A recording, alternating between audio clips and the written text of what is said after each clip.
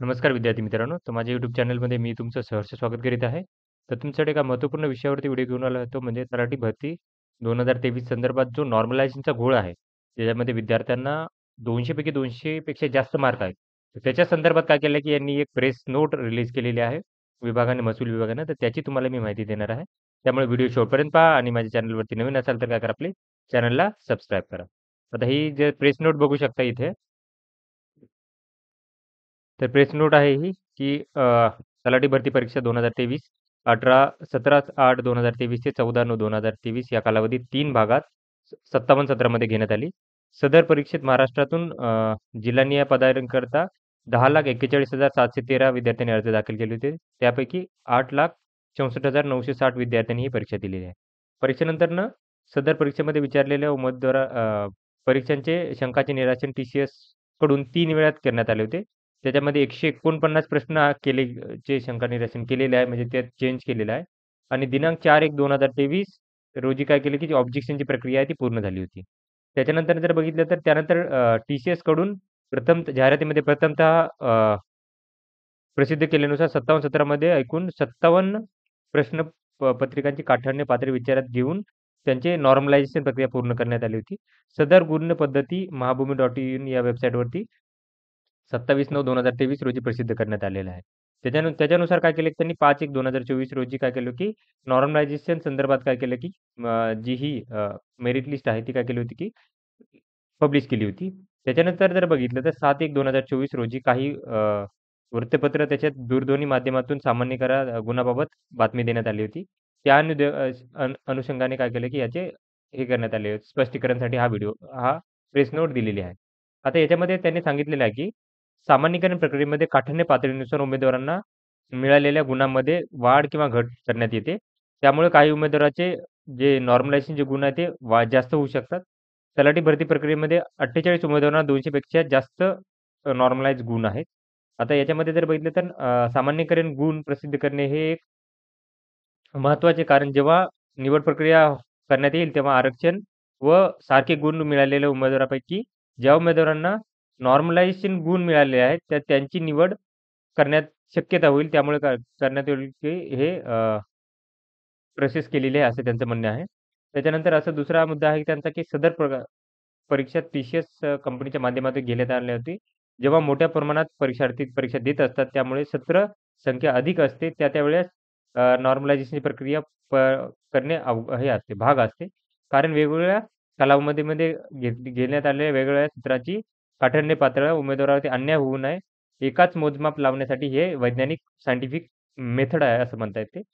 गुण सामान्यीकरण ही कार्यपद्धती सर्व प्रकारच्या मोठ्या परीक्षांमध्ये जसे रेल्वे बोर्ड, SSC, म्हाडा इत्यादी याच्यामध्ये वापरण्यात आलेली आहे. आता हे जे बघू शकता, हे जे विद्यार्थी आहेत त्यांचे नाव यांनी दिलेले आहे, ज्यांना 200 पेक्षा जास्त गुण आहेत ते. तर बघा, अमृता उंद्रे पुण्यामध्ये अप्लाय केलं होतं, 201.3924 असे मार्क आहेत. त्याच्यानंतर ज्ञानेश्वर चाटे रायगडमधून अप्लाय केलं, 207.56 मार्क आहेत. त्याच्यानंतर अवल्या ठोंबरे बीड जिल्हा 209.77 मार्क. त्याच्यानंतर प्रदीप गीते पुणे 205.61 मार्क. त्याच्यानंतर माधव पिंटे लातूर 200.10 मार्क. त्याच्यानंतर आकाश गोसावी रायगड 201.31 मार्क. त्याच्यानंतर अजिंक्य मेश्राम वर्धा 203.49 मार्क. देवसिंग जरवाल जालना 201.70 मार्क. त्याच्यानंतर समीर कदम रायगड 205.55 मार्क. ऋषिकेश कदम अहमदनगर 201.33 मार्क. त्याच्यात सुनील निर्मल छत्रपती संभाजीनगर 203.41 मार्क. त्याच्यानंतर श्रीधर साठे धाराशिव 200 मार्क. त्याच्यानंतर जयश्री भुटेकर जालना 200.98 मार्क. त्याच्यानंतर Ganesh Chaudhar Pune 201.27 mark. Aditya Mohite Pune 203.75 mark. Dinesh Bhosale Mumbai city 201.68 mark. Rahul Kendre Pune 201.68 mark. Ganesh Jatal Parbhani 202.19 mark. Arbaz Pathan Raigad 200 mark 200.34 mark. Kiran Kundlidhar Satara 201.30 mark. त्याच्यानंतर Akash Dukre Ahmednagar 204.04 mark. Akshay Navalkar Jalgaon 201.77 mark. Riya Thorat Raigad 204.68 mark. Rameshwar Kale Raigad 200.04 mark. Avinash Shinde, Parbhani 201.70 mark. Ashish Suryavanshi, Hingoli 200.40 mark. वैभव खेडेकर, सिंधुदुर्ग 200.3 मार्क. त्याच्यानंतरनं महेश कुमार मगरे, पुणे 200.19 मार्क. त्याच्यानंतर प्रमोद केंद्रे, Dharashiv 200 mark, 200.19 mark. Mayur Darade, Dharashiv 200.93 mark.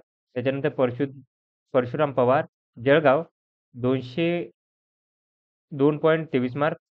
त्याच्यानंतर किशन पवार, नाशिक 202.23 मार्क. त्याच्यानंतर Dhananjay Munde, Gondia 200.27 mark. Bhushan Patil 202.45 mark. Anand Bahure 200.10 mark. त्याच्यानंतरनं भगवान मानवार, सिंधुदुर्ग 200.60 मार्क.